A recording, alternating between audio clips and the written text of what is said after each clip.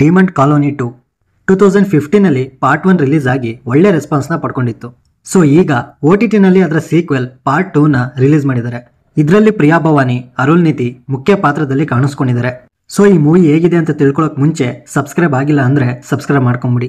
ಇನ್ನ ಈ ಸಿನಿಮಾದ ಪ್ಲಾಟ್ ಏನಂದ್ರೆ ಪಾರ್ಟ್ 1 ಎಲ್ಲಿ ಎಂಡ್ ಆಗಿತ್ತೋ ಅಲ್ಲಿಂದನೇ ಶುರು ಆಗುತ್ತೆ.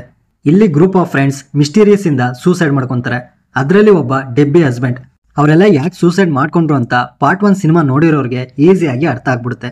ಬಟ್ ಇವರಿಗೂ ಪಾರ್ಟ್ 1 ಅಲ್ಲಿದ್ದ ಶ್ರೀನಿವಾಸ್ಗೂ ಏನ್ ಸಂಬಂಧ, ಅಂಡ್ ಶ್ರೀನಿವಾಸ್ ತರನೇ ಇನ್ನೊಬ್ಬ ಇರ್ತಾನೆ ರಘು ಅಂತ, ಅವನಿಗೂ ಶ್ರೀನಿವಾಸ್ಗೂ ಏನ್ ಕನೆಕ್ಷನ್, ಅಂಡ್ ಇವರೆಲ್ಲ ಜಾನ್ ಡಿಮಾಂಟ್ ಹತ್ರ ಹೆಂಗ್ ಸಿಗಾಕೊಂತಾರೆ, ಅಲ್ಲಿ ಇವರು ತಿಳ್ಕೊಳ್ಳೋ ನಿಜಗಳೇನು, ಅದರಿಂದ ಆಚೆ ಬರ್ತಾರಾ ಇಲ್ವಾ ಅನ್ನೋದನ್ನ ನೀವು ಸಿನಿಮಾ ನೋಡೇ ತಿಳ್ಕೊಬೇಕು. ಇನ್ನ ಇದರ ಫಸ್ಟ್ ಹಾಫ್ ಪೂರ್ತಿ ಸಸ್ಪೆನ್ಸ್ ನ ಬಿಲ್ಡ್ ಮಾಡ್ತಾ ಪಾರ್ಟ್ 1 ಅಲ್ಲಿದ್ದ ಕ್ಯಾರೆಕ್ಟರ್ಸ್ಗಳನ್ನ ರೀಇಂಟ್ರೊಡ್ಯೂಸ್ ಮಾಡ್ಕೊಂಡು ಮಿಸ್ಟರಿನ ಸ್ಲೋ ಆಗಿ ಬಿಲ್ಡ್ ಮಾಡ್ತಾರೆ. ಇನ್ನ ಇದರ ಸೆಕೆಂಡ್ ಹಾಫ್ ಇಲ್ಲೂ ಕೂಡ ಫಸ್ಟ್ ಹಾಫ್ ಅಲ್ಲಿ ಇರೋ ತರಾನೇ ಟೆನ್ಷನ್, ಸಸ್ಪೆನ್ಸ್, ಕ್ಯೂರಿಯಾಸಿಟಿ ಇಂದ ತುಂಬಿರುತ್ತೆ. ಜೊತೆಗೆ ಹಾರರ್ ಅಂಡ್ ಆಕ್ಷನ್ ಎಲಿಮೆಂಟ್ಸ್ ನ ಜಾಸ್ತಿ ತೋರಿಸ್ತಾರೆ. ಇನ್ನ ಸ್ಟಾರ್ಟಿಂಗ್ ನಮಗೆ ಪಾರ್ಟ್ 1 ಅಲ್ಲಿ ಏನಾಗಿತ್ತು ಅನ್ನೋದನ್ನ ರೀಕ್ಯಾಪ್ ಮೂಲಕ ತೋರಿಸ್ತಾರೆ. ಇದರಿಂದ ಈ ಪಾರ್ಟ್ ಆರಾಮಾಗಿ ಅರ್ಥ ಆಗುತ್ತೆ. ಬಟ್ ಆ ಡಿಮಾಂಡ್ ಕಾಲೋನಿ ಬಗ್ಗೆ ಇನ್ಫಾರ್ಮೇಶನ್ ಬೇಕು ಅಂದ್ರೆ ಪಾರ್ಟ್ 1 ನ ನೋಡ್ಲೇಬೇಕಾಗುತ್ತೆ. ಈ ರೀಕ್ಯಾಪ್ ಆದ್ಮೇಲೆ ಸಂಬಂಧನೇ ಇಲ್ದಿರೋ ಕ್ಯಾರೆಕ್ಟರ್ಸ್ಗಳು ಎಂಟ್ರಿ ಆಗೋದ್ರಿಂದ ಯಾರು ಇವರೆಲ್ಲ ಅನ್ನೋ ಕ್ಯೂರಿಯಾಸಿಟಿ ಬರೋದ್ರ ಜೊತೆಗೆ ಟ್ವಿನ್ಸ್ ನ ನೋಡಿದಾಗ ಅರ್ಥನೇ ಆಗ್ತಿಲ್ವಲ್ಲ ಕತೆ ಅನ್ಸ್ಬಿಡುತ್ತೆ. ಬಟ್ ಅದಕ್ಕೊಂದು ರಿವೈಂಡ್ ಆಪ್ಷನ್ ನ ಇಟ್ಟು ಎಲ್ಲ ಕ್ಯಾರೆಕ್ಟರ್ಸ್ಗೂ ಪಾರ್ಟ್ 1 ಗೆ ಕನೆಕ್ಟ್ ಮಾಡಿ ಎಲ್ಲ ಕನ್ಫ್ಯೂಷನ್ ಕ್ಲಿಯರ್ ಮಾಡಿಸಿದ್ದು ಸಖತ್ತಾಗಿತ್ತು.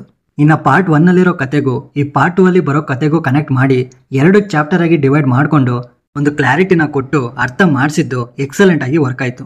ನೆಕ್ಸ್ಟ್ ಪಾರ್ಟ್ 1 ಅಲ್ಲಿದ್ದ horror element demand colony first half ಅಲ್ಲಿ ಎಲ್ಲೂ ಕಾಣಿಸಲ್ಲ. ಆದ್ರೂ ಈ ಫಸ್ಟ್ ಹಾಫ್ ಪೂರ್ತಿ ಒಂದು ಫ್ಲೋ ಅಲ್ಲಿ ಚೆನ್ನಾಗಿ ರನ್ ಆಗ್ತಿರುತ್ತೆ.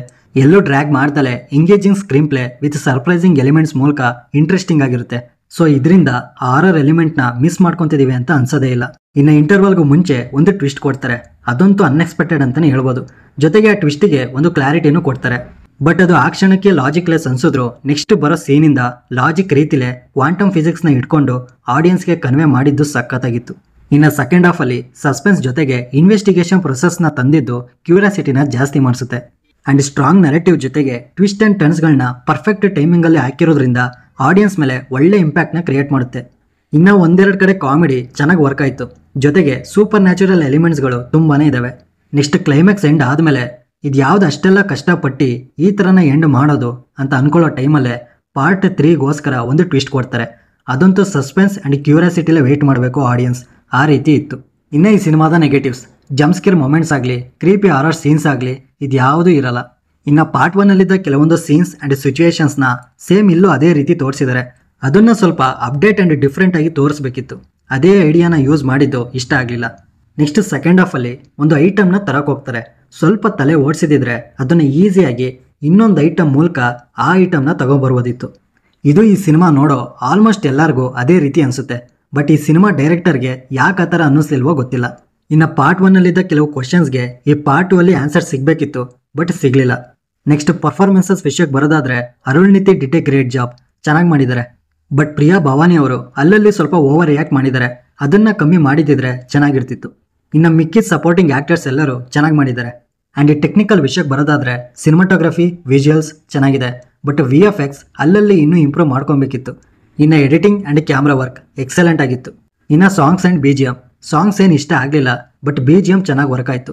ಸೊ ಓವರ್ ಆಲ್ ಮೂವಿ ಚೆನ್ನಾಗಿದೆ, one time must watch. Gripping screenplay with suspense and ಕ್ಯೂರಿಯಾಸಿಟಿಯಿಂದ throughout the movie edge of the ಸೀಟಲ್ಲಿ ಕೂರೋ ಥರ ಮಾಡುತ್ತೆ. ಇನ್ಫ್ಯಾಕ್ಟ್ ನೈಟ್ ಟೈಮಲ್ಲಿ ನೋಡಿದ್ರೆ ಒಳ್ಳೆ ಎಕ್ಸ್ಪೀರಿಯನ್ಸ್ ಸಿಗುತ್ತೆ, ಅದರಲ್ಲಿ ಡೌಟೇ ಇಲ್ಲ. ಇನ್ನು ಯಾವುದೇ ಅಡಲ್ಟ್ ಕಂಟೆಂಟ್ ಇರಲ್ಲ, ಸೊ ಫ್ಯಾಮಿಲಿ ಜೊತೆಲೇ ಆರಾಮಾಗಿ ನೋಡ್ಬೋದು. ಆ್ಯಂಡ್ ಈ ಮೂವಿ ನಿಮಗೆ ZEE5 ನಲ್ಲಿ ತಮಿಳ್ ಆ್ಯಂಡ್ ತೆಲುಗು ಲ್ಯಾಂಗ್ವೇಜಸಲ್ಲಿ ಅವೈಲಬಲ್ ಇದೆ. ಇನ್ನು ಈ ಸಿನಿಮಾಗೆ ನಾನು ಕೊಡೋ ರೇಟಿಂಗ್ 10ಗೆ 8. ಆಲ್ರೆಡಿ ನೀವೇನಾದರೂ ಈ ಸಿನಿಮಾನ ನೋಡಿದರೆ ನಿಮಗೆ ಯಾವ ರೀತಿ ಎಕ್ಸ್ಪೀರಿಯನ್ಸ್ ಕೊಡ್ತು ಅನ್ನೋದನ್ನ ಕಮೆಂಟ್ ಬಾಕ್ಸಲ್ಲಿ ತಿಳಿಸಿ.